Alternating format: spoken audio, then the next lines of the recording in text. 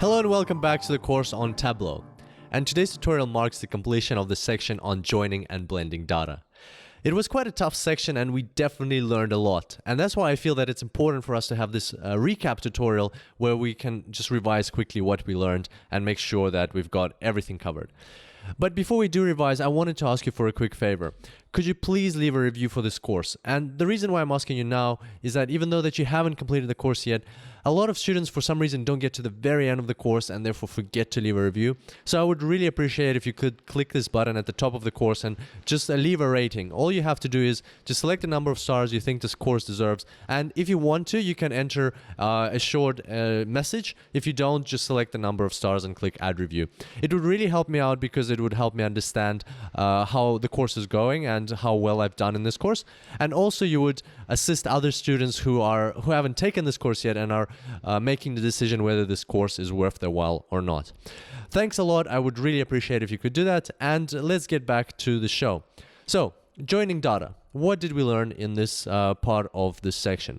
First of all, we learned about the different types of joins. The inner join, the left join, there's also the right join and the full outer join. And this knowledge will not only help you in Tableau, but in other software like SQL, MySQL, PostgreSQL, basically any relational database or database with structured data.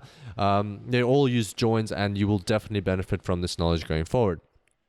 Next, we found out how joins with duplicate values work, and by that we mean when the column that we're joining on has duplicate values in one of the tables, and we found out what exactly happens there and how to be prepared for those things.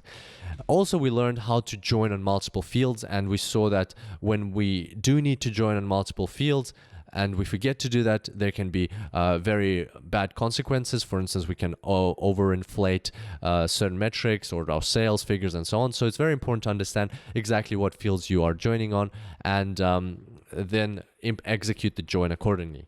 So that was joining data. Then we talked about blending data. So blending data is like joining, but it's a bit different. A blend is like a smart join on the fly. So you don't have to do the blend before you do all your analysis in Tableau. Tableau can help you do this blend inside the dashboard or worksheet while you're creating your visualization. A blend is always a left join. So there's always a primary data source, which is marked in blue, and there are secondary data sources, which are marked in orange. So the data source in blue is your primary data source, and the blend will be executed as if it were a left join. Next, the common fields with the same name are picked up automatically as the blend clause. So if your two data sets that you're blending have a same field, for instance, category or date, and it's called exactly the same, then Tableau will automatically pick up that date as the field that you want to blend on.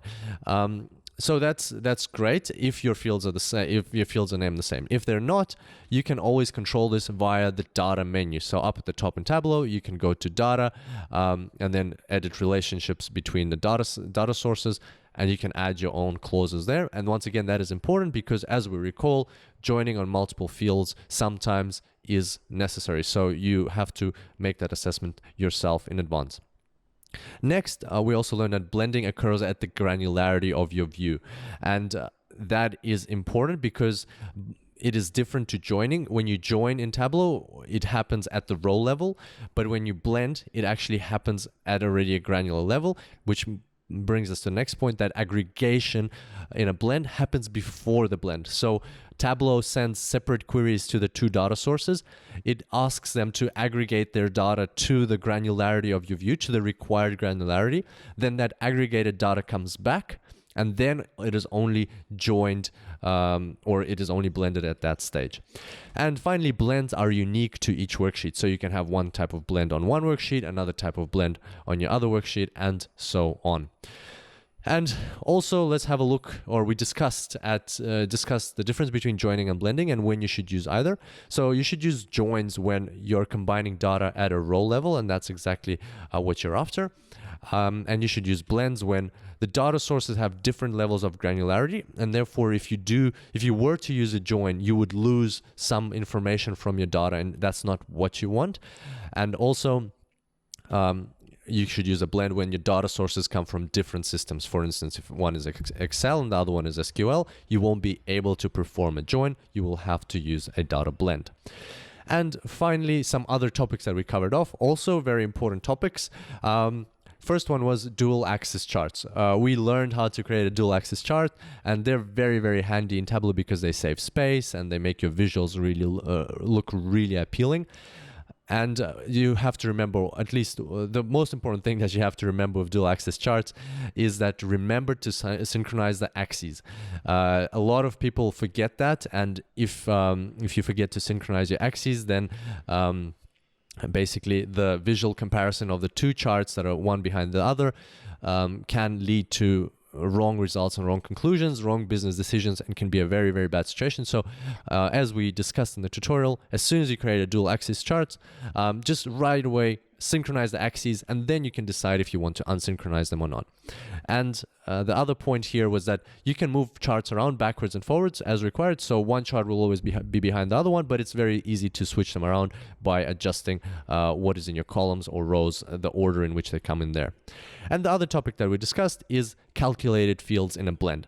It is a more advanced topic, but at the same time, I felt that we should talk about it because you will be doing a lot of calculated fields, creating calculated fields in your work in Tableau, and inevitably you will be working with blends. So when you put the two together, you really should know how to create calculated fields in a blend. It has its own specifics, and so, speaking of which, you should just keep in mind that values are aggregated. The values that you're working with in your calculated field, they're aggregated due to the nature of blends. And therefore, you should, as we discussed in the tutorial, make adjustments accordingly. So that brings us to the end of this section. Thank you very much for your attention.